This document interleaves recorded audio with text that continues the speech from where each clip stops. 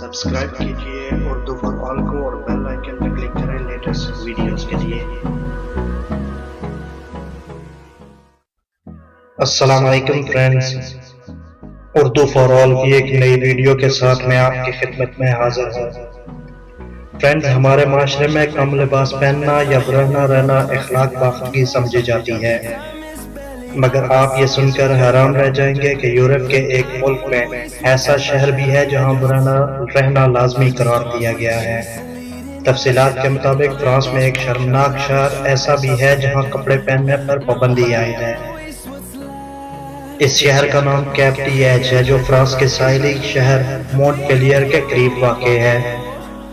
साहिली शहर होने की वजह से यहाँ हर साल मौसम गर्मा में हजारों सयाह आते हैं, जिन्हें इस शहर में दाखिल होने से कबल कपड़े उतारना पड़ते हैं।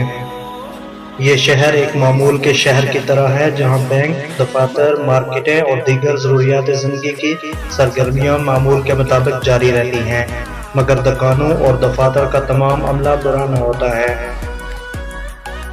शहरी बेलबास घूमते फिरते नजर आते हैं।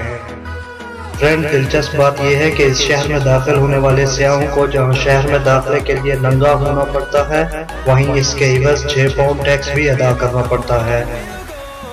यहाँ दीगर दुनिया की तरह क़वानीन भी मौजूद हैं।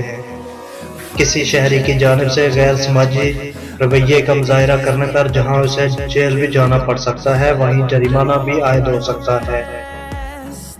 वाज़ेह रहे कि कैप टी-एच शहर को दुनिया में नंबरों का सबसे बड़ा शहर करार दिया गया है। उम्मीद है फ्रेंड्स आपको ये वीडियो भी ज़रूर अच्छी लगी होगी। अगर ये वीडियो अच्छी लगी है तो इसे ज़रूर लाइक और शेयर करें।